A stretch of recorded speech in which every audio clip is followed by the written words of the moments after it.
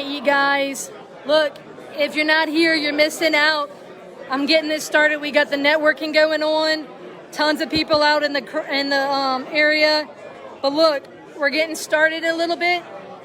Here are some of our upcoming events. Next Tuesday is the next one. And then here, if you're missing out, looking for some deals.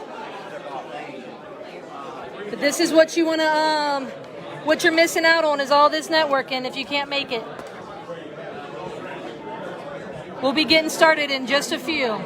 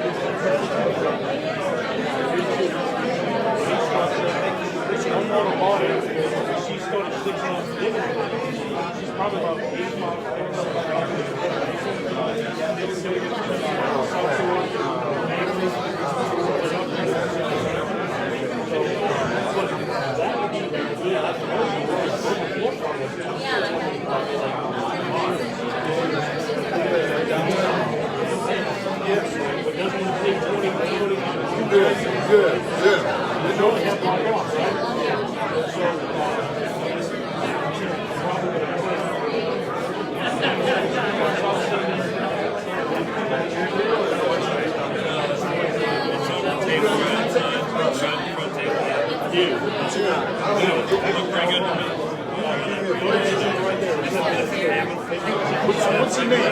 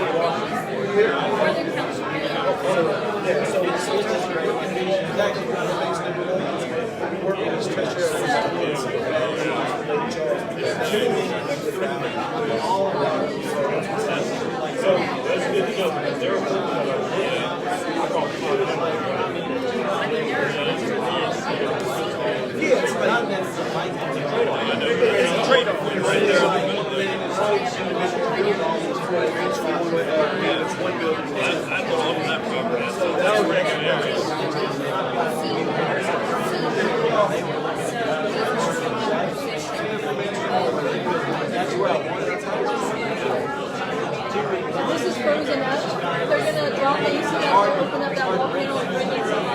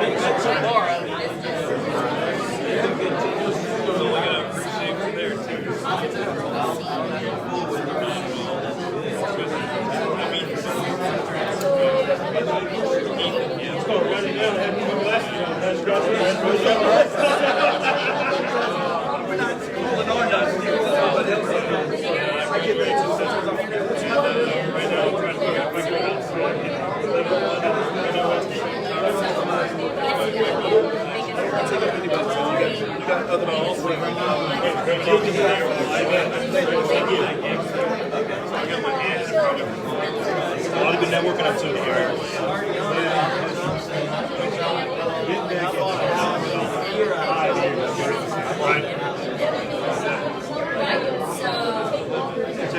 As you're flowing through the crowd, there's a broad array of experience and knowledge. It's pretty cool.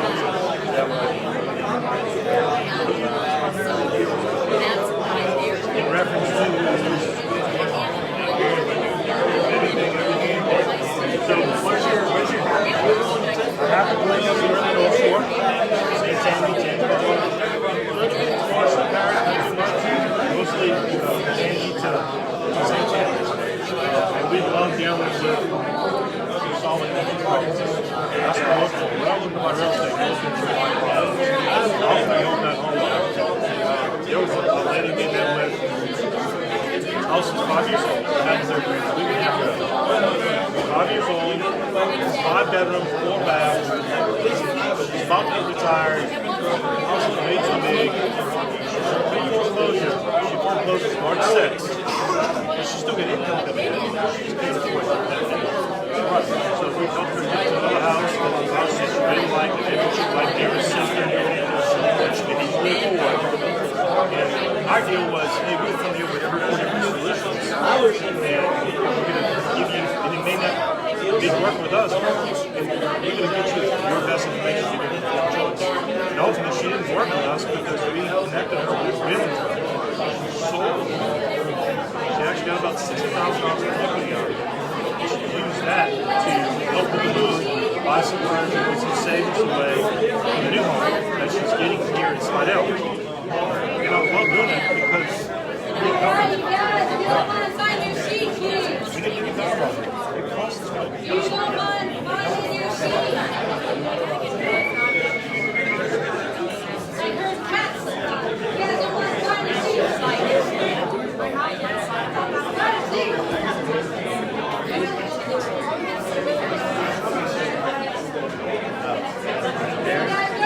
a seat. All right. It's like herding cats. If you don't mind finding a seat, preferably the seat you started open. And look, this ain't church. If there's a seat up in the front, you can find it. Okay? There's a big seat. When you come in late, doesn't mean you have to sit in the back. Let's go ahead and find a seat.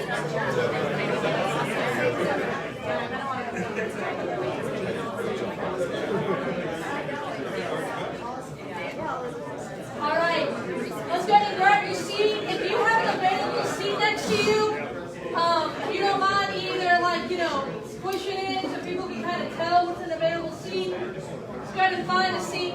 Look, I want to apologize to the AC. We are working on it.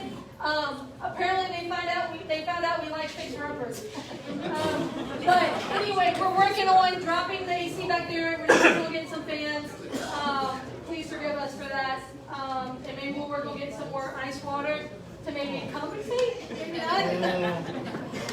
Look, so this is on Facebook Live right now.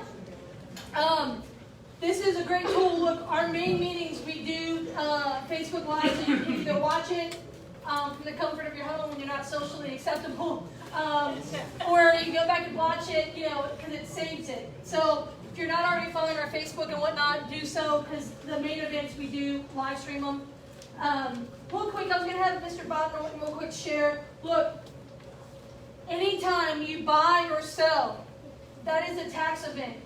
Anytime you guys, if you're not hand in hand with your CPA in real estate, you're really hurting yourself sometimes when it comes to how you're buying properties and how you're selling them.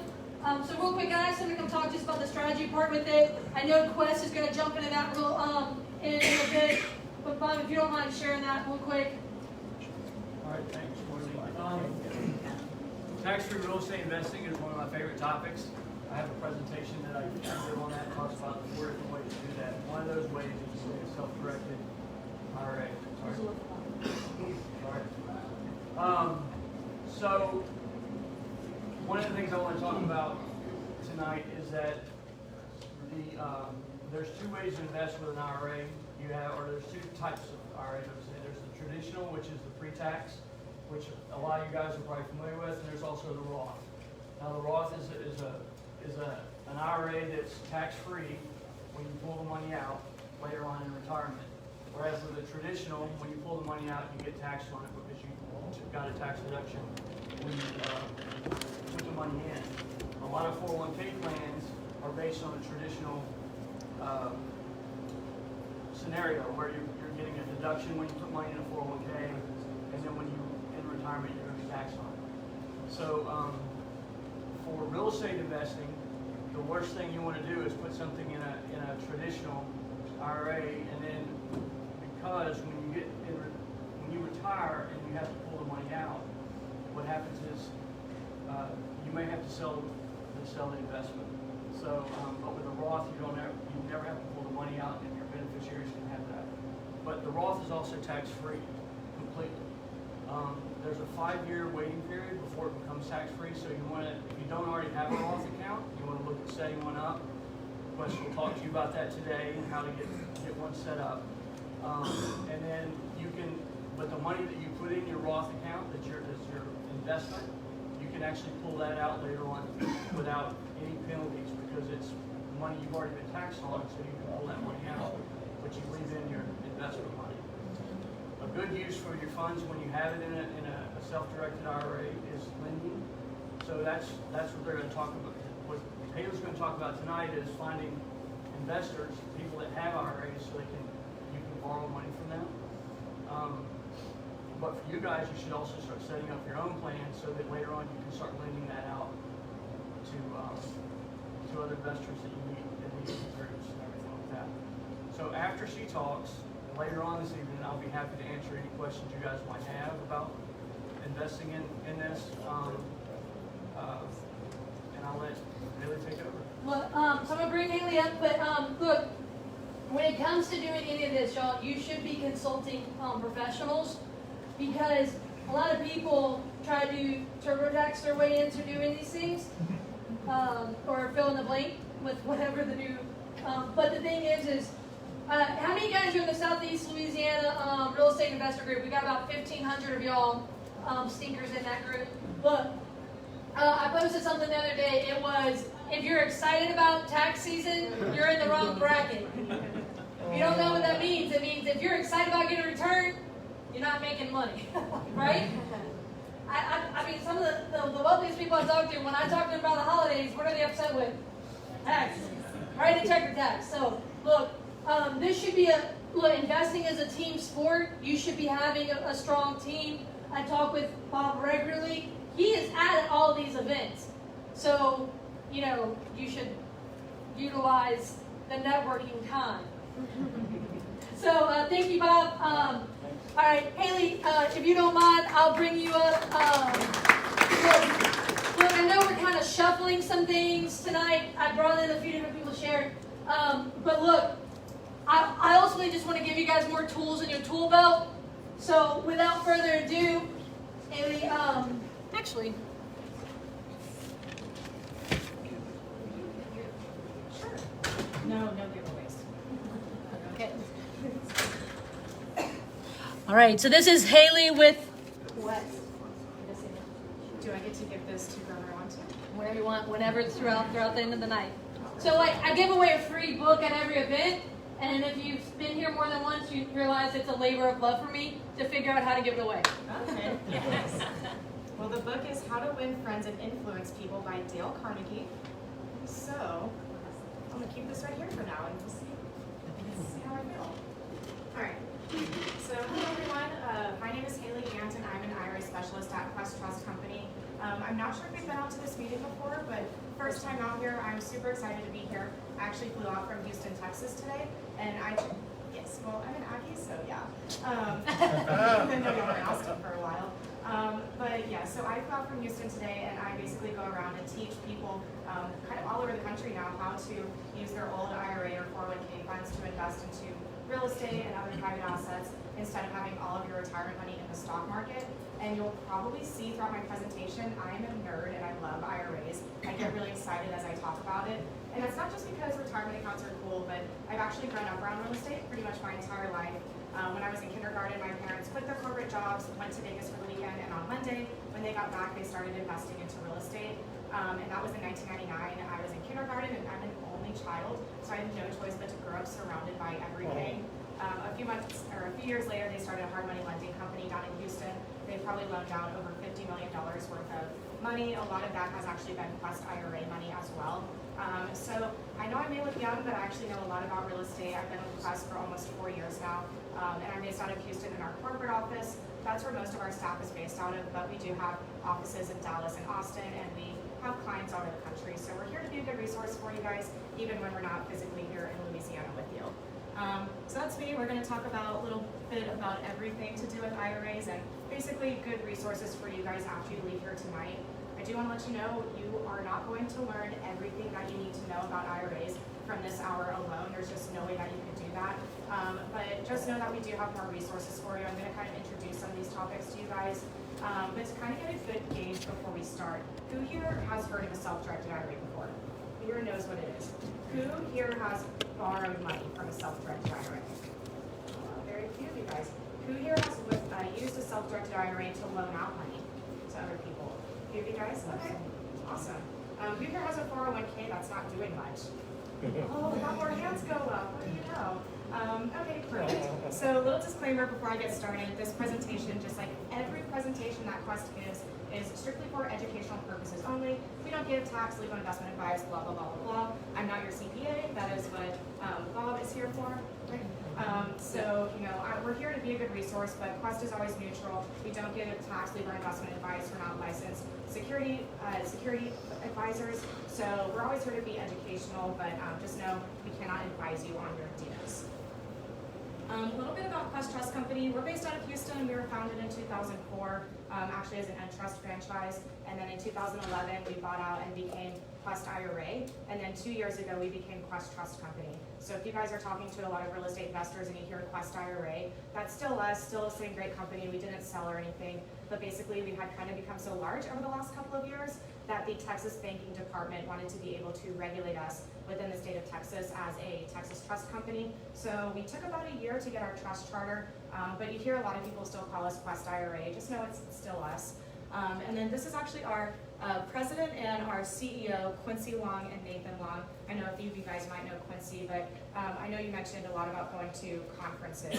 I think one of the best ways for you guys to meet good connections, good high quality people is to push yourself out of your comfort zone a little bit and attend a conference outside of your home city or outside of your home state. So we actually host a big expo every year. It's the Quest Expo. We had about 700 people there this year. It's in August. It's a great event. I would highly recommend it. Last year was our second one and we had about 700 people there, 30 speakers over 3 days, ton of great material education. If you guys have the opportunity to come down to the Quest Expo this August, it'll be in Houston again. I would highly recommend that. It's not what I'm here to promote tonight, but pictures in the PowerPoint. But that's Quest. We manage about $2 billion in assets under management. We've got about 17,000 clients nationwide.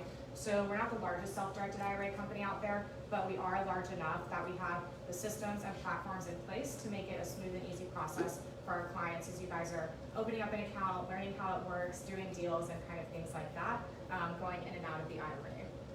So a few things we're going to cover tonight is the 7 different types of accounts. That is a lot of what we like to call the meat and potatoes of the presentation.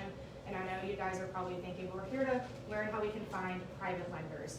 For you to find private lenders and to access, you know, some of the $1 billion that are available in American retirement accounts, it's really, really important to have a good understanding of the different types of accounts that can be self-directed, because it's not just retirement. You can also grow accounts completely tax-free for your health expenses and education expenses. And if you, as an investor, understand that, you can not only open up a lot more doors to private money for your deals, but also build wealth for yourself, for you and your family, by putting money in these different buckets, as we like to call them. So we're going to go through that. We're going to go through how to use other people's IRAs and private financing. That's what you're here for. And then some case studies. I've actually got a few of my own case studies of what I've done with my IRA in the past 3 years in here. So hopefully I don't talk too long about the other stuff. And last but not least, where to find more information and more education once you leave here today. And I will let you guys know, I do like these presentations to be interactive. So if you have questions at any point, raise your hand and I'll help to answer them. It kind of helps me gauge how the audience is feeling, the kind of level of how much you guys know about IRAs. So if you have questions, just raise your hand. If we start getting too many questions, I will probably cut it off because I only have an hour up here. I've got some good information to get through.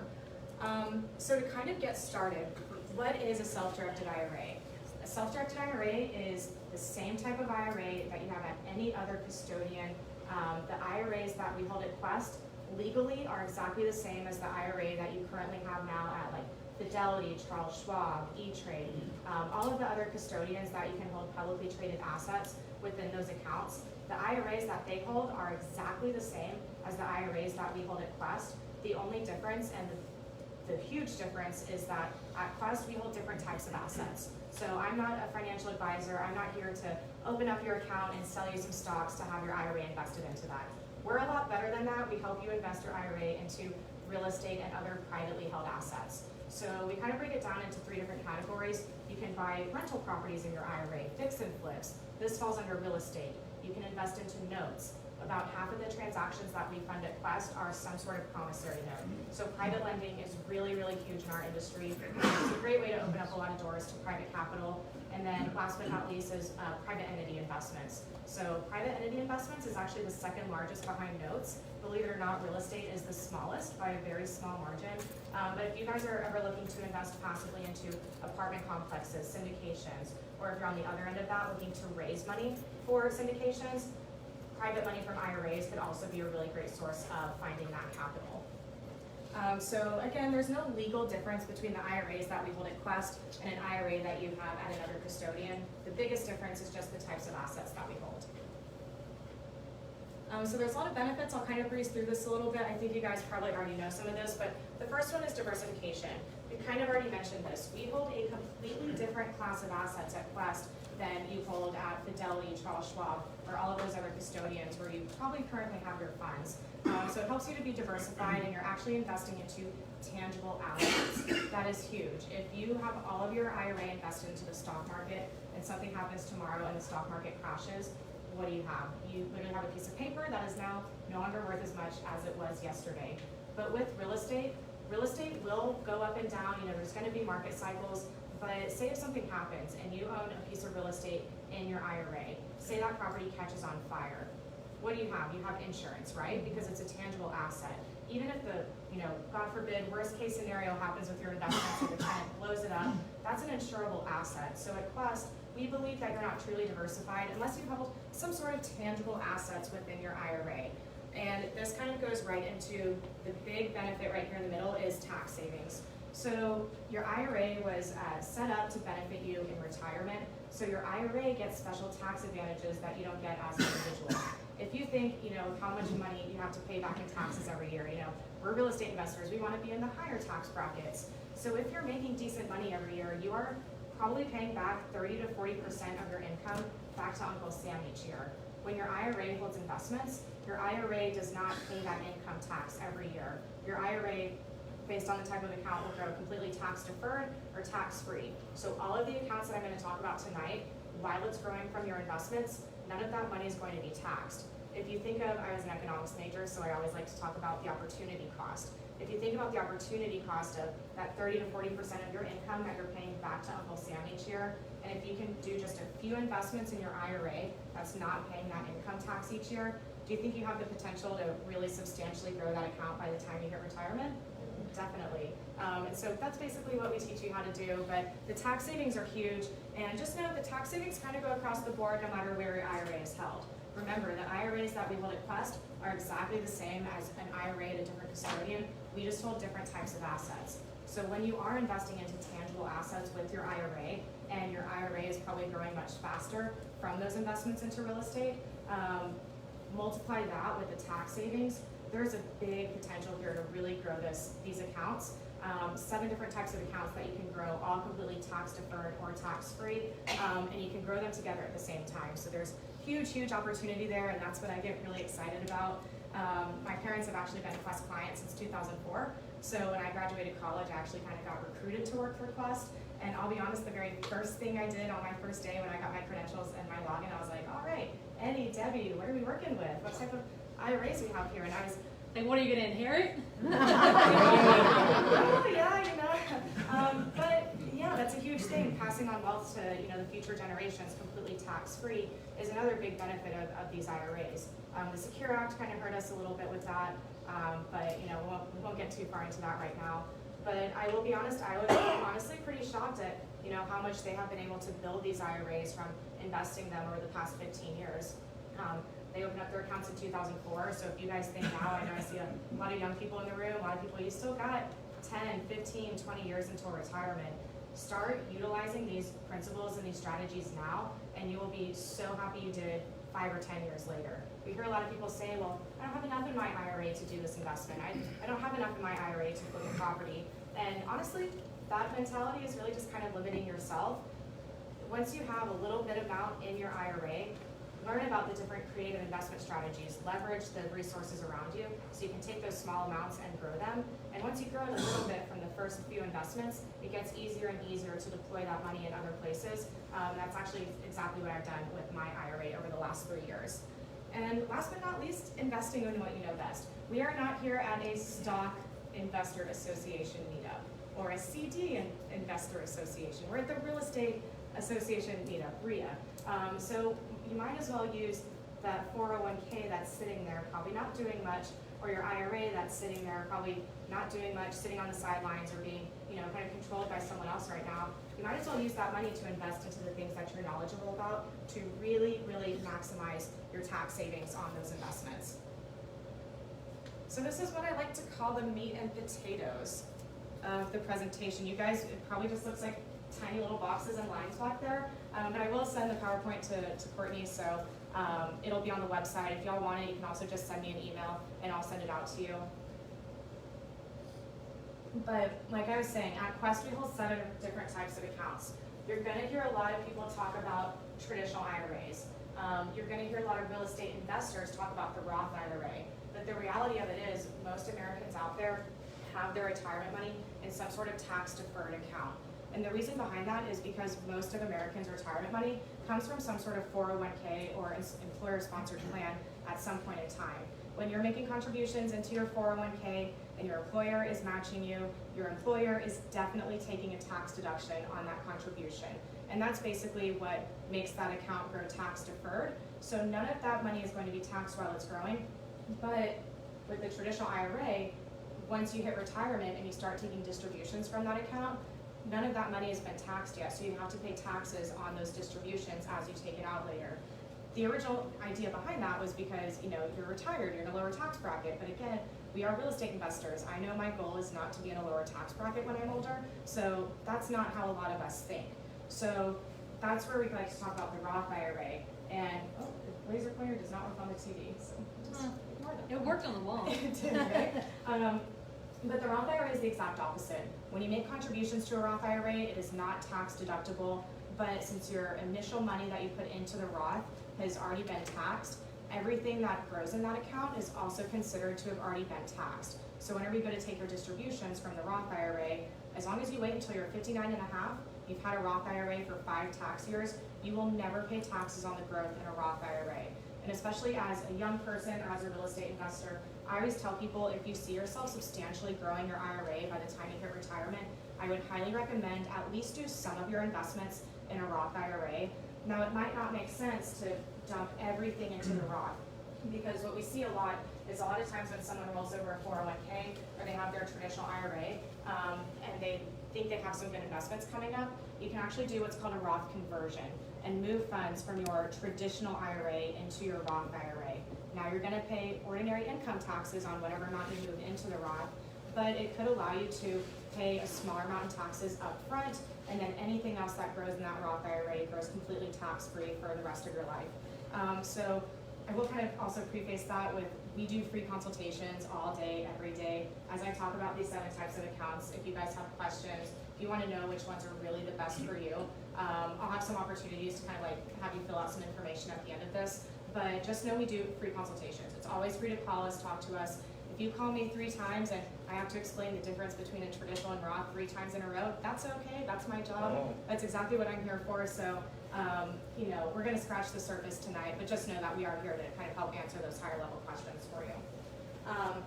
Moving along, those are the personal plans. These employer plans, for you guys as real estate investors, this is can be really valuable to you because these employer plans in the middle allow for much higher contribution limits, and most of these contributions to the employer plans are tax deductible. So if you're self-employed and you're looking for a way to minimize your tax liability, talk to your CPA, and maybe like a SEP IRA contribution might be a good way to dump a lot of money into an IRA in 1 year, but also potentially take a tax deduction on that. So won't get too much into those right now. Also the solo 401k is a great account if you qualify for it. It's definitely not a beginner plan, but I know I was talking to you about it, but if you guys are interested in a solo 401k, I would definitely recommend do your research before you open one up. It's got a lot of benefits, but it just comes with a little bit added responsibility. And these plans right here, these are the plans that we like to call would you like fries with that. So it's all the meat and potatoes, and these are the fries and the dessert. And that's because a lot of people skip out on them, but you know, everyone loves dessert, right? But the COVINGTON Education Savings Account and the Health Savings Account, these are two accounts that I love because they get all of the same tax benefits. They grow completely tax-free, but you can use the distributions from these accounts to pay for your kids' educational expenses, anywhere from kindergarten up until age 30, completely tax-free. The health savings account is awesome because you can use it to pay for any of your health expenses, completely tax-free. So you can self-direct a health savings account just like all of our other accounts, but you could potentially take out a fair amount in distributions before you're 59 and a half because you're reimbursing yourself for paying for your medical expenses. And this could be anything from like glasses, going to the dentist, going to the chiropractor. You could pay for tax-free out of your health savings account. If it costs me $500 to go to the doctor, how much money do I have to make to actually pay that $500? I have to make probably $700 or $800, right? With a health savings account, yours completely tax-free. So if I have to go to the doctor and it's $500, I can take that distribution completely tax-free from my health savings account and avoid paying the taxes on all of my health expenses. Does anyone here have a health savings account through their employer? Do you know that you could self-direct it? And not only that, you can Nice. negotiate with the doctors because they get paid up front, and a lot of times you get a cheaper deal too. Oh, okay, did not know that. From the creative guy Yes. who negotiates everything. Always negotiating. Before. Nice. 50%? Yeah. 50% off the doctor Some bill. doctors, yeah. That poor doctor. Everyone that comes across here, I'm surprised he didn't negotiate dinner. Well, it was a colonoscopy, and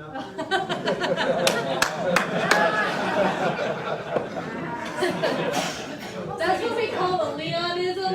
If you haven't caught on to Leonisms, keep on. That's funny. You got a question? That's why my hand. Yes, for some of us who are still involved in these traditional plans, are there limitations on transitioning those monies into a self-directed IRA? So that's a great question. If you have a 401k with your current employer, is that what you're asking?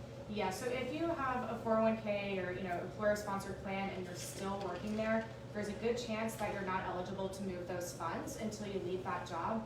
How you can find out for sure is to ask the plan provider if they allow for an in-service rollover. Most times they don't allow you to do it, but sometimes randomly they will. It really depends on how they have those plan documents set up. But I also have incurred or whatever before that if you're already at retirement age and you're still working there, you're eligible to roll it over because you're already at retirement age. I think with 401ks it's either like 55 or 59 and a half, depending on how they have that plan set up. But if you are still involved with your company 401k, that does not limit you from these accounts. All of these kind of like different specialty accounts, employer plans, personal plans, you can max out all of these contributions totally independently of each other. Now, you couldn't max out $6,000 in your traditional and $6,000 in your Roth in the same year because those are personal plans. But if you say max out your Roth IRA contribution and you're self-employed, max out your SEP IRA contribution, that's another $57,000 that you can put into that account. And you've got kids, you can put in COVINGTON Education Savings Accounts contributions. These are $2,000 per child per year. And the health savings account, you could also max that out totally independently of each other. Yes, question? Or separate accounts taxable before or after? So a SEP IRA is basically just like a traditional IRA where it's tax deductible whenever it goes in and then it grows tax deferred. But since you are self-employed, it allows for much higher contribution limits. If you can put in 25% of your income up to $57,000 for this year. And what's nice is all of these accounts except for the solo 401k, you can still make 2019 contributions up until April 15th. So if you haven't maxed out your contributions for last year, I would highly recommend open up an account, get your contributions in there, because it could allow you to potentially double up what you put in these accounts right now. And kind of main point with this is you can make contributions to all of these types of accounts, and then you can partner these accounts together for your investments. So I know we're kind of here to talk about private money tonight, so this doesn't just help you guys out, you know, your buckets of money, your wealth building for your future, but if you're talking to people, ask them, oh, do you have an IRA? Do you have a 401k that's not sitting there? What about your husband? Does he have an IRA? If you guys made your Roth contributions this year, you know, are you aware of these benefits? And then you don't have to get that much more into detail with them. Kind of pass it off to me at that point, and I'll tell them everything that they need to know. But you can use all of these accounts together to partner and grow multiple buckets of money, completely tax deferred or tax free. Yes. And that's just the IRA side of the house. That's not HSA's partnering with the IRA, right? So you could partner any of those accounts together. So you even tell me if I need 20% down, I'm about to buy into a commercial deal. Hey, I need 200,000. I can partner a SEP, a Roth, a self-directed IRA, and an SHA to pull those funds and put into the deal. You could, yes. Now, depending on how you structure it, now you could basically partner all of those accounts together, and then based on their percentages of ownership, it would stay pro rata, yeah. So if the HSA owns 5% of the investment, the HSA pays 5% of the purchase price, 5% of any repairs, then it gets back 5% of the profit, which doesn't seem like that much, but do that a few times, and you know, I'm just thinking the paperwork and all that. Shoot. We see it all day, every day. Right. It makes the titling a little long, but what's nice is if all of those accounts are held at Quest, we kind of handle the accounting on our end. So if we get like a rent check, we divvy it up between the accounts based on the percentages of ownership in that deal. And Yes. so it will, the HSA, those funds will continue to roll. It's not a use it or lose it like the flexible. It's not. So the flexible spending account or savings account is the exact opposite of what it sounds like. It's not very flexible. If you don't use it, you lose it. The HSA is not a use it or lose it. What's also really awesome about the HSA is if I establish a health savings account today and say I don't have that much money in there, but I fall and break my arm and it's like $30,000 because I went to the hospital for 5 minutes. Sounds about right. But I don't have that money in my HSA right now. I have to pay for that expense out of pocket. Since I paid for that expense out of pocket when I've had an HSA in place, I could come back months or years down the line and reimburse myself for that expense completely tax-free. And actually, like our CEO, Nathan Long, did that and bought an airplane engine, $30,000 airplane engine. Doesn't sound like a health expense, right? Definitely not. But several years ago, his wife at the time had to have like major dental, like reconstructive surgery to the tune of like $30,000. So he paid for it out of pocket, had the HSA in place, did some investments with it, and then about 5 or 6 years later, he apparently likes like old like antique airplanes, I guess. Not my thing, but he took a distribution, $30,000, bought an airplane engine with it. And so the HSA is really awesome because it allows that flexibility there.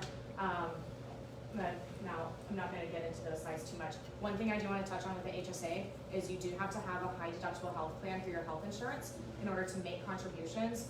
But, you know, just kind of talk to your health plan provider and they can kind of let you know if your plan is HSA compatible. So again, I'm not going to get too much into these. I could literally talk about these types of accounts all night, but I won't do that. If you guys want the slides with those more details of the contribution limits, they'll be online or you can email me for them as well. And again, what types of plans can be self-directed? All of these accounts can be self-directed. They can be partnered together. Remember, self-directed IRA doesn't really specify a specific type of IRA. All of our accounts at Quest are self-directed. Self-directed is really just a marketing term. So when someone says, I want to open up a self-directed IRA, we're like, okay, cool. Would you like a self-directed Roth IRA, traditional IRA, self-directed SEP IRA? They're pretty much all self-directed since they're held at Quest. So what type of account is best for me? Talk to an IRA specialist. We can kind of help you there. But you know, these are some questions you might want to go through. How are you funding your account?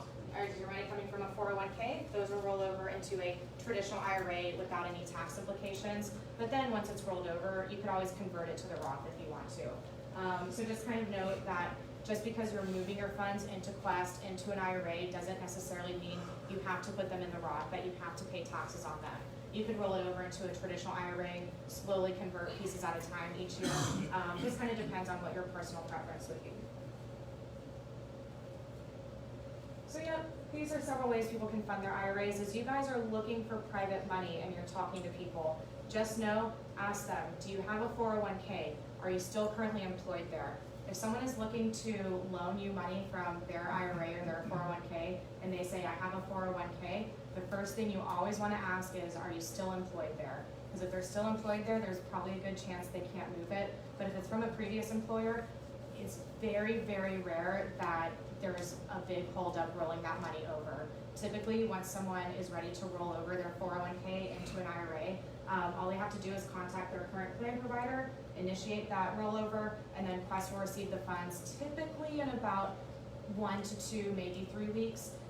So that is another thing for you guys to kind of consider is the time frame of all of this. As you're going out and you're looking for private money, you want to make sure that you give your investors enough time to actually get their funds moved over.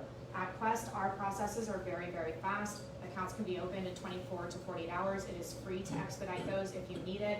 But moving the funds over from the other custodian is completely dependent on how quickly or how slowly that custodian is able to send us those funds.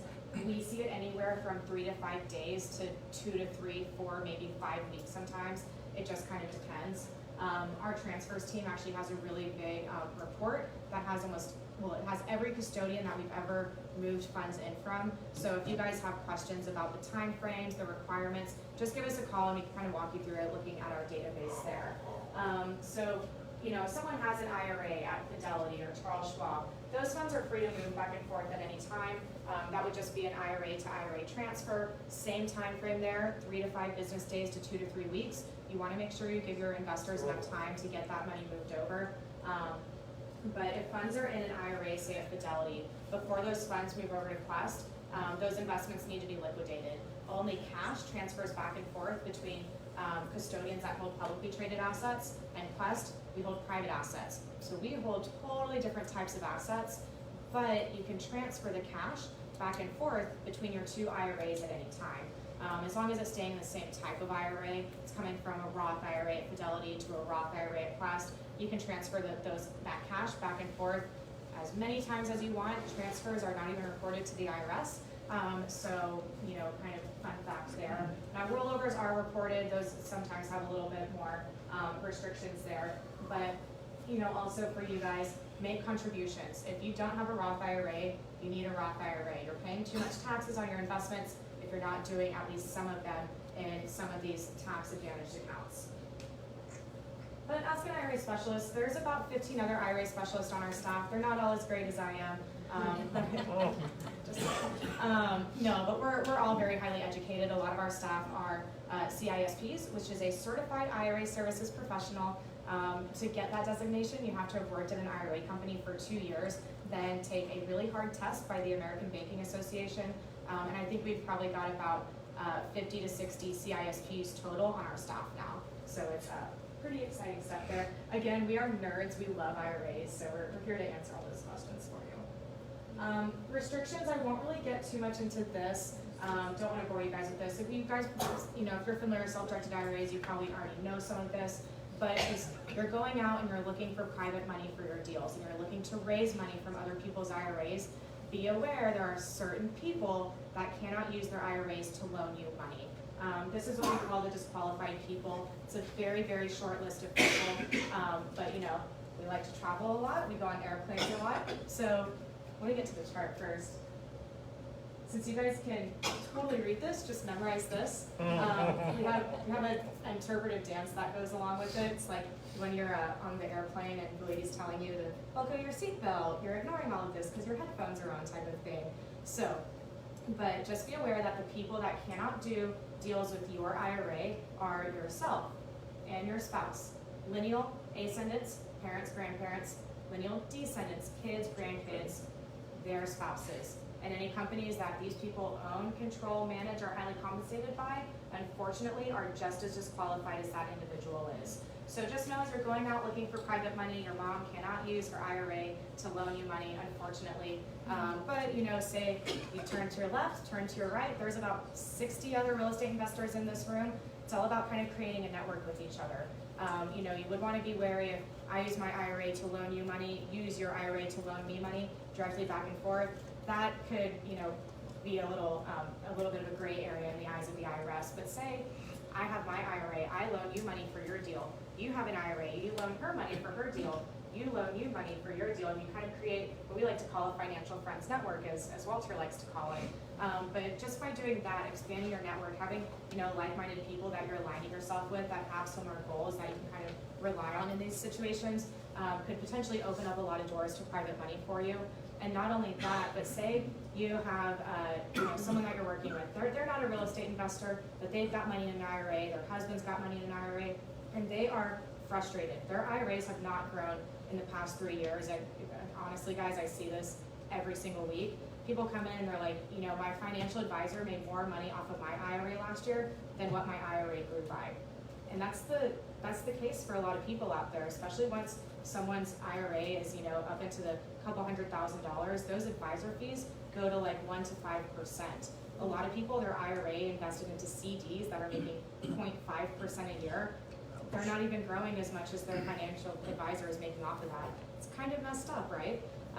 But say you meet with this person, you're like, oh, did you know you could use your IRA to be a private lender? Did you know that you could not only use your IRA, but you and your husband could partner your IRAs together? Do you have kids? Let me help you open up a COVINGTON. You could partner that COVINGTON in on this investment, and now you can pay for some of your kids' educational expenses completely tax-free. So now they use all these accounts, they partner them together, and they loan you money for your real estate investment. Say the loan is a 6-month loan. You pay it back, you pay back your principal and interest, you structure things properly, so it's a safe and secure investment. You want to protect your lender in these scenarios. I know you guys probably talk about this all the time. But say that loan pays off. You paid the money back to their IRA, back to the COVINGTON. They're probably not going to say, okay, bye, thanks for the deal, you know, I'm done. No, they're going to want to do that again with you. So as you're doing this, you can really create a lot of great, valuable relationships. And you're not only getting money for your deals where you can close fast, you know, unlock, you know, a lot of doors to these money sources, but you're also helping other people build wealth that probably would not have a chance to build this wealth otherwise. So it's really, really cool. You know, we kind of like to talk about like the social aspect of having a self-directed IRA. You're not just invested into companies that you don't know, you know, what their ethical intentions are. Your money is actually working in your community around you. So really cool there. Just another thing that we like to do. We'll get off of the screen of the chart now. But prohibited transactions, that's basically you can't use your IRA to invest into your own business. You can't use your IRA to loan yourself money. Your mom cannot use her IRA to invest into your business. Remember, those people are disqualified. Now, there's a lot of gray areas. But at the end of the day, what the kind of golden rule to remember to keep it all simple is you or anyone who's a disqualified person to your IRA cannot directly or indirectly benefit from your IRA investment. Your IRA gets these really awesome tax advantages to help you save for retirement. So the IRS wants you to use your IRA for retirement. They don't want you personally benefiting right now from your IRA investments. So again, not a lot of restrictions, there's a few restrictions, a lot of gray areas. But if y'all have questions about is something allowed, can I do this, just give us a call and you know, we'll walk you through it. Investment choices, real estate, foreclosures, commercial property. You could you know, buy raw land, you could buy rentals, you could own or finance properties. Again, if you currently own a rental property, can't put that into your IRA, unfortunately. But you could purchase properties from distressed sellers, all of those fun things. Real estate investments are about like 20 to 25% of the investments that we hold at Quest. By a small margin, it's the smallest. You know, everyone's like, oh, I use my IRA to invest into real estate, but actual fee simple real estate in an IRA is one of the smaller categories that we hold at Quest. And why is that? A lot of people like to use their IRAs to be passive. A lot of people, you know, that have Quest accounts are not necessarily full-time real estate investors. Also, when you do hold real estate in your IRA, you know, there are some of those restrictions there. You can't physically do the work on the property yourself. Your tenants make their rent payments back to your IRA. They can't make those to you personally. But a lot of people would rather be passive with their IRA funds because it just kind of keeps things a little bit more at arm's length. But that's great for you guys because what are you looking for? Private money. People that don't want to deal with the toilets and tenants. They just want to be the lender. Got a So, question. yeah. So the money you're lending out to your IRA, Mm-hmm. the profit you're gonna make from it, Mm-hmm. that goes right back in the IRA? It does, yes. It really important to remember, kind of with those restrictions, is you cannot commingle your own funds with your IRA funds. So if your IRA holds title to that investment, all payments for that investment have to come from the IRA. You can't pay with anything with your own personal funds. And then once those profits come back into the IRA, whether it's a rent payment or a principal and interest payment from a loan, those have to go directly back into the IRA. Those payments can be sent to us via check, electronically, and then you as the client will have a login to the client portal where you can see your transactions and investments at any time online. So yeah, I'm not going to get too into that. Promissory notes, this is about 50% of the transactions that we fund at Quest. That could be purchasing existing notes or using your IRA to be a private lender.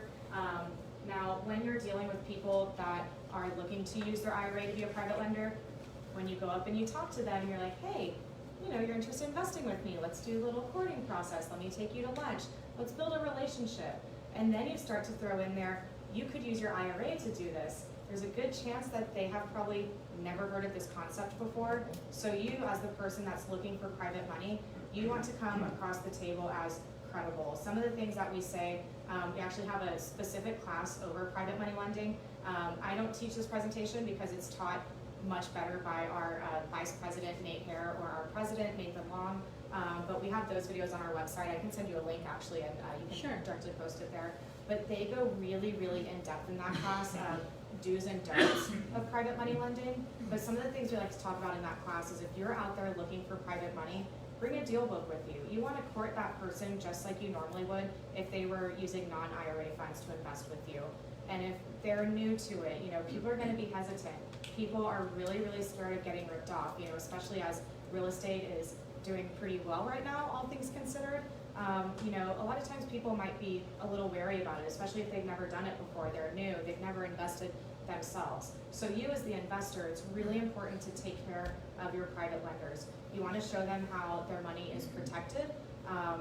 You want to make sure that you structure things properly, use professionals, use a title company, use an attorney to draft the documents, and let your lender know what happens if worst case scenario happens. Say you pass away and they have money loaned to you. What happens? How do they go through the foreclosure process? You want to make sure that you take the steps to take care of your lenders because your reputation in this business is everything. Even if you end up holding this property a little too long, maybe you're going to break even or lose a little bit of money on it. You want to make sure your lender's taken care of. It sounds like common sense, but if you rip off your lender, everyone in this room is probably going to know about it. If you take care of your lender, not everyone in this room might hear about it, but you want to make sure that you're doing things ethically right, surrounding yourself with the right like-minded people, so that way you can not only be successful for yourself, but help others be successful as well. And I will be honest, at Quest, remember that disclaimer, we don't give tax, legal, or investment advice. We process investments, whether they were correctly drafted by an attorney, although we also process investments that have been drafted on a Word document in 10 minutes, copied from a template online. Our role as the custodian is to be the vehicle to allow you to use your IRA to do this investment. We don't do the due diligence for you. Due diligence is so very important, especially as you are working with potential private lenders. But just kind of let your lenders know, how this is structured, how it's protected, the different, kind of documents involved. That way they can, be aware of the process and feel safe investing with you. So those are all the investment choices. We make this process pretty simple. I know you guys are looking to be on the other end of this where you're actually borrowing the IRA money. But again, as a borrower from other people's IRAs, you want to make sure that you at least have a basic understanding of the process because it's just going to make everything a lot smoother. And as you're there talking to your potential private lenders, you can kind of help to walk them through the process as well. Now, I will let you guys know it's good to have a basic understanding of this. I know the screen probably tells you almost nothing, but just know whenever you are talking to your potential private lenders, You don't have to know everything that we know. One thing that really sets Quest apart is our knowledge and expertise and our customer service. So when you call us, we don't have any automated phone lines. Again, you know, I do a lot of traveling, I do a lot of public speaking, but we've got about 15 other certified IRA specialists on our staff that our job is literally to help walk you through the process A to Z and help you get your account established and funded and ready for the investment process. So as your potential private lenders are looking to learn more, know when to bring us in. The power of the pass-off can be huge. I always tell people, you don't have to know everything that we know. You don't have to be the IRA specialist. It's good to have a basic understanding because it's going to give you more credibility. But once you're talking to, you know, a potential lender and they're interested, they want to learn more, connect them with Quest. I have a ton of people that literally all you have to do is send me an email with their contact information, give them a heads up. Hey, I have a great point of contact at Quest. Her name is Haley. I can have her reach out to you, send you some information.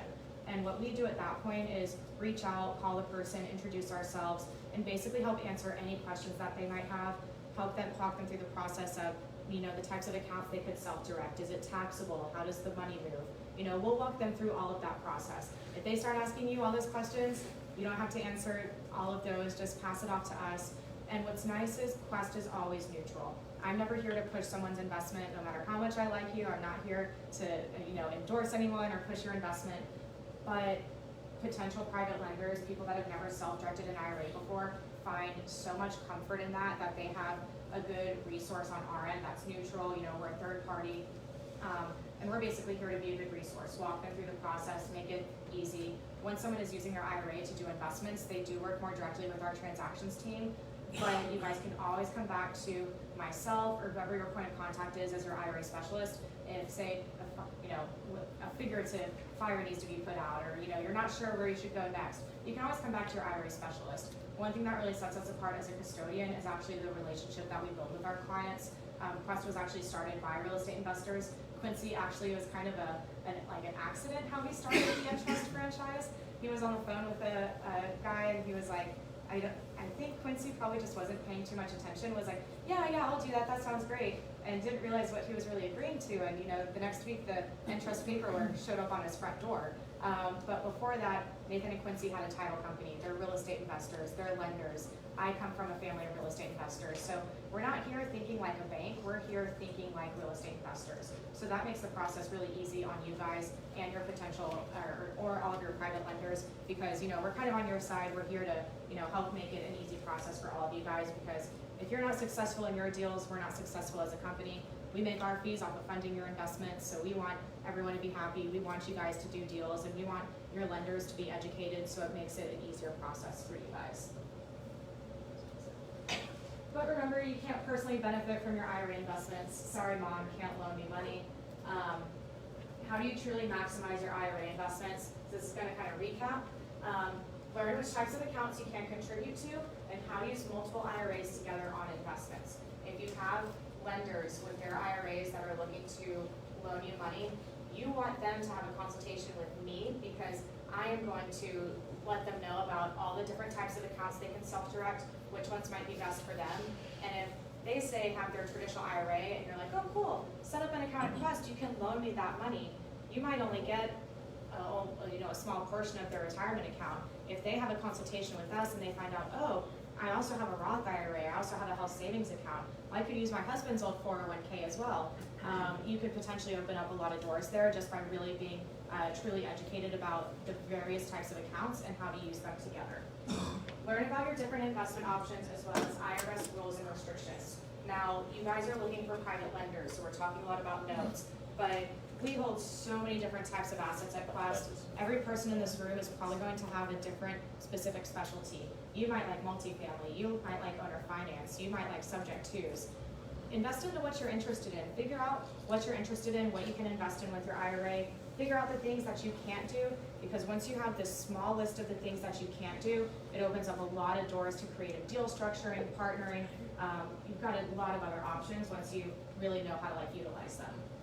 Use professionals to structure investments properly. I think I've already touched on that, but that can't even stress enough. Due diligence and use professionals. You want to make sure that things are structured properly, especially when you're dealing with other people's money.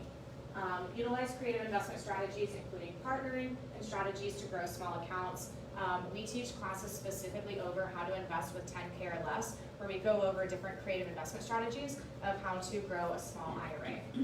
And align yourself with like-minded investors for the other tools in your tool belt. Quest is the go-to when it comes to self-directed IRA education, but if you call me to ask about your insurance policy, you're probably not going to get much information out of me. So know the different tools in your tool belts, know the different pieces of the puzzle. Quest does IRAs, you want to have your title, you want to have your insurance, you want to have, you know, your traditional mortgage lender. And to really maximize your investments, a combination of all of these things will get you where you need to be. So I'm kind of running out of time a little bit, but this is actually my first deal that I did in my IRA. So I had 3 case studies in this presentation, but they were all almost identical except for the numbers, because what I did with my IRA is I opened it up when I started at Quest, and I put in 2 years worth of Roth IRA contributions. I did it in the last minute, right before the tax filing deadline. And so at that time, you could put in $5,500 a year to a Roth IRA, so I started with $11,000. Now, a lot of people say that's not much to work with, right? But again, learn about the creative investment strategies, learn how to partner accounts together, and learn how to truly maximize what you have in there. So my first deal that I did, I partnered my IRA with my mom's Roth IRA. Now, is my mom a disqualified person to my IRA? She is. So mom can't loan me money, but disqualified people can partner together, which is really huge because, there are certain family members are disqualified. Y'all can't do deals back and forth.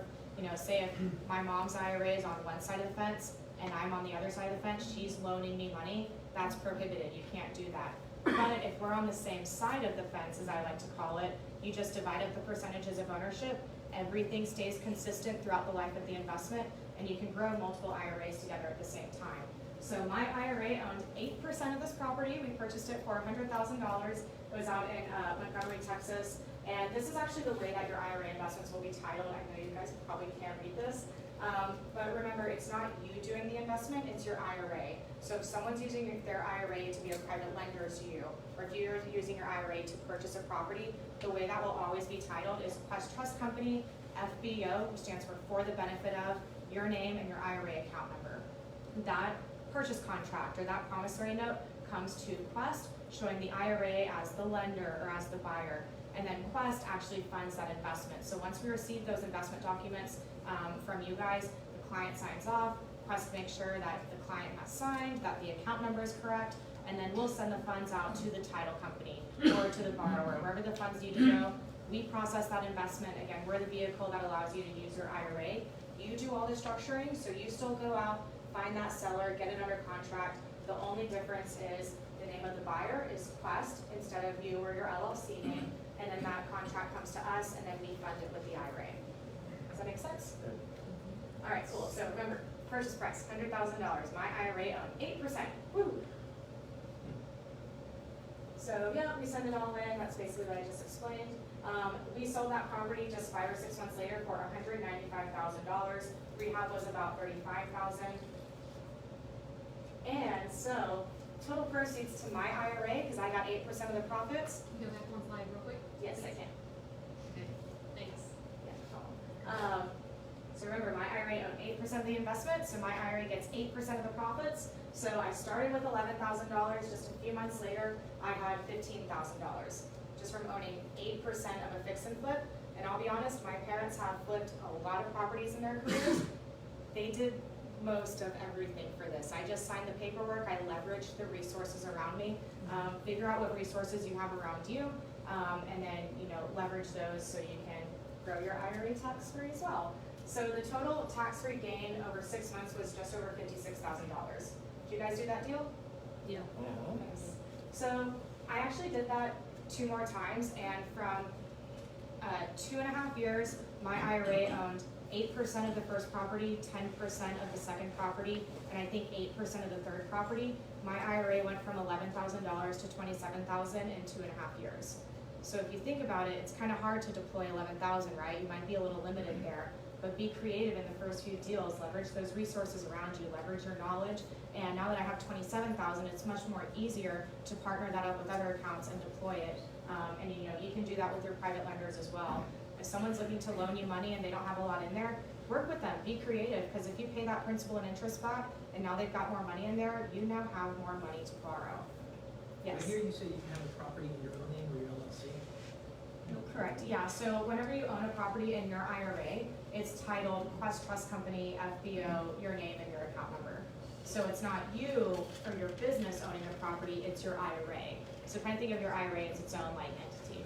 Well, and that's when it is, so whenever someone, I have 5 or 6 private lenders, so a lot of times I'll take the property and my company's name, and then they'll get a note for me, and that note, that promissory note, that mortgage will be to their, either the trust that's the IRA's in or the 401 is in. So that's why having these professionals make sure that the documents are done well, because if they don't do it right, correct me if I'm wrong, if they don't do it right, you disqualify yourself from the tax-free. Like if you don't do the right paperwork, if you don't do all that, you can disqualify yourself from it being a tax-free event. Potentially, yeah. Potentially. But more importantly, if you try to send an investment document to us and that IRA is not titled correctly, we can't fund it. So that borrower doesn't get their funds until things are titled correctly. Our quality control department will not fund that investment unless it's titled specifically with this verbiage right here. Yes. With rental property, you have a couple of large transactions like the purchase, well, and perhaps providing financing, and a lot of small transactions, paying the insurance, paying the plumber. Yes. So for each of those small deals, does the IRA beneficiary have check writing authority, or you have to go through Quest and say, pay me $30? So you don't have checkbook control at Quest. That is something that we somewhat stay away from. We do foresee those types of accounts coming under some scrutiny in the upcoming years. Actually, for IRS reporting, there's a new box that we have to check if an IRA is invested into a single member LLC. So we know that it's something that they're looking at, but we get that question all the time. So Quest does make it really easy when you have those expenses. You cannot pay for them yourself, but really easy. Log into the client portal. We have a feature called Expense Pay, where you can just upload your bills and invoices online, and then we'll send that payment out in 24 to 48 hours. We can either send it out by wire or check. We don't do ACHs due to fraud through Expense Pay, or just in general with ACHs are more likely to incur some fraud there. But it's free to send it out by check. What we could even do is say you have a contractor that did some work on that property, but you want to make sure he actually finished the work before you hand over that check. Just make sure you upload that invoice, a couple days before he needs to be paid, and we could actually make that check payable to the contractor, but send it to you. It's not made payable to you, but you could actually hand it over to make sure that work has been done. Because I've been in real estate a little bit long enough to know make sure you did the work before you give them That's that if money. you borrow, say your house is 90,000, you're borrowing 100,000, you've got 10,000 to play with for those expenses. So kind of 2 sides to this. So where you have the expenses that have to be paid from the IRA, that's if the IRA is actually owning that property. Now, if I use my IRA to loan you money, you are owning that property. I'm just the lender. So my IRA has loaned out $100,000. You do what you need to do to fix that up. Since it's you owning that property and you just got private financing for it, you don't have to worry about these restrictions. So, for example, on some of the deals that I have lenders for, I actually build up a sheet of like some pro forma, some things like I know what the insurance is going to cost, I know what my holding costs are going to be, and so I get a loan amount, and so say my purchase price is $100,000, but my loan that they loan me may be $137,000 because between the bids that I'm choosing for the work and my holding costs and all these things, I build that in. So I'm trying to eliminate how many checks they have to write. So I'm trying to build out that loan amount. So I'm not having to go back from, hey, I need $30 to go to Home Depot. I'm trying to do that because I'm trying to where it's a good relationship between them because the property's in my name and I'm working with all these subcontractors or whatever. But you want to work with, so the loan amount that the lender is giving, generally you want to kind of aim to not make it 100 checks, Yes. Now that does bring up another kind of good, opposite side to that scenario where if you're, say, using your IRA to be a private lender, but you know, a lot of times hard money lenders might not release the full loan amount with the initial funding. They might do it in draws to make sure that before they loan everything out, that things are kind of meeting their targets as they need to. You can do the exact same thing when you're using your IRA to be a private lender. The loan could say be for $100,000, but the initial funding, you know, would just only send out half of it. Then once you know that your borrower has done the work that needs to be done up until that point, you just send like a 2-page form to request more funds to be sent out for that same loan. We send it to you or to the borrower in 24 to 48 hours. So that could be definitely something to consider when you're the lender. Instead of releasing the whole loan at once, just do an initial funding. Then we don't need new investment documents. We just need a form saying, hey, this is a current note. We're just going to do an additional funding with it. Yes. So yeah, those are just the ones I've already been through. But yeah, what if we kept this as a rental? All rent payments have to go in and out of the IRA. You don't have to have a property manager, but it could be beneficial. Just know that you can't go out and like physically do the work on that property yourself. And all rental proceeds would be tax-free. Now, this is actually my first note that I've done with my IRA. Now that I have a little bit more money in there, I've partnered my IRA with my coworker's IRA. Both had about $25,000 respectively in our Roth IRAs. And we loaned it out to just one of the investors that we know in Houston. So for this deal, very, very similar titling, except this time Quest is the lender. So the lender in this case is Quest Trust Company for the benefit of Haley Gant's IRA number, blah, blah, blah, blah, blah. And then when it's partnered, the way the rest of this verbiage is as to an undivided interest of 50%. That's how you designate those percentages of ownership. Then Quest Trust Company for the benefit of Derek's IRA as to an undivided interest of 50%. So the terms are 6 months, 10%, 2 points up front, 1 to each IRA. So our monthly interest payments are about $200 each back to our IRAs. Now, that's not as good as my like $4,000 that I made pretty quickly from that partnership, but my IRA sat idle for about 6 months before I did this note. I did the 3 fix and flips, my IRA grew, it was awesome, but then I guess I got lazy and I didn't make sure my parents were partnering my IRA with theirs. So it just sat on the sidelines. So I figured, hey, I'm busy, I'm traveling a lot more, I would rather loan my funds out now. So, you know, I'm making monthly interest payments completely tax-free to my Roth IRA, and that's a lot better than it not earning anything. And, and this is exciting right here. 5 minutes, sorry, cool. The Quest fees. Average, our clients pay $200 to $300, maybe $400 in fees a year. It just depends on how many transactions you're doing. But private money lending is 100% relationship based. You choose all of the terms when you're using IRAs to do private financing, which means you can negotiate to have the borrower pay the Quest fees. Now, if someone's using their IRA to loan you money, that could be really attractive because they might be like, oh, I don't want to pay the $125 to fund this investment. You as the borrower, you would probably gladly pay that $125 because it gets you access to quick money. So it's totally relationship based, and you can negotiate to have the borrower pay your Quest fees. Pretty nice. Okay, I'm gonna skip this. I'm gonna skip that. So how can I profit now? Other people's IRAs. Use your IRA to save for tomorrow and use other people's IRAs to fund your deals for today.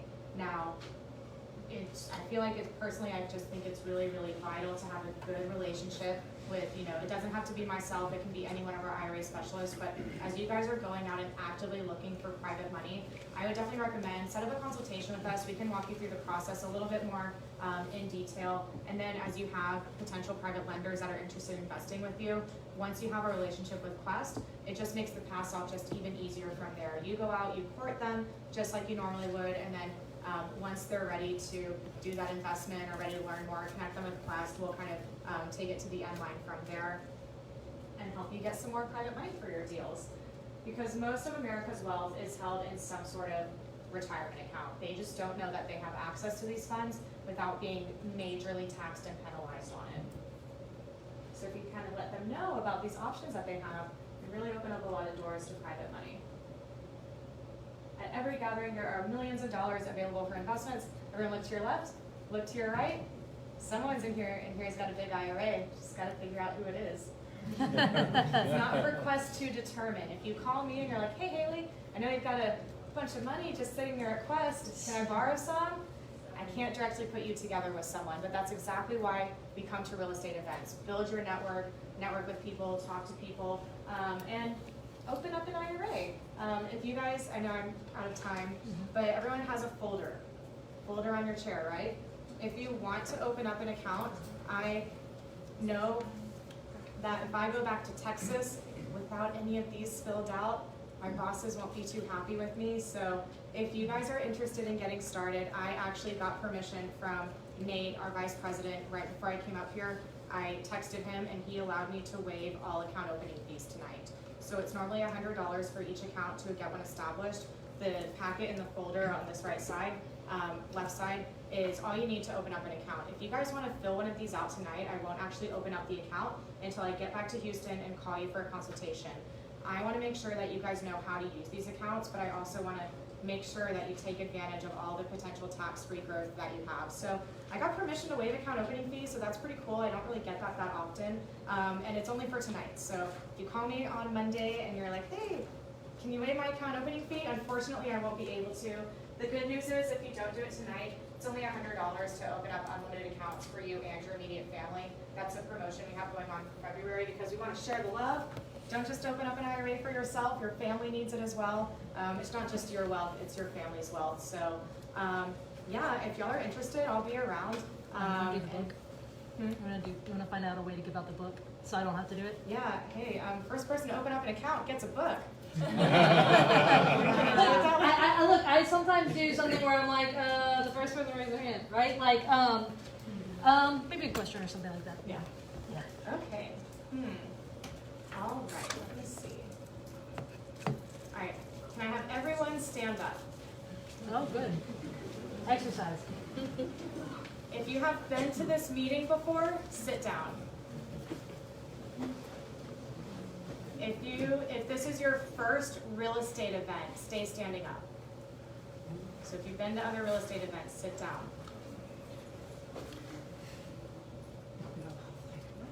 That's your first real estate event, you're sitting in the front so you get the book. Yay. All right, so Haley's going to be here. Are you going to be at the table out front? Yes. Look, you guys, look, here's the upcoming events. Charlene and them are going to be at the table. Thank you guys for coming. Thank you. And I'm glad to have you guys here. Look, the whole competent and trustworthy thing is really important.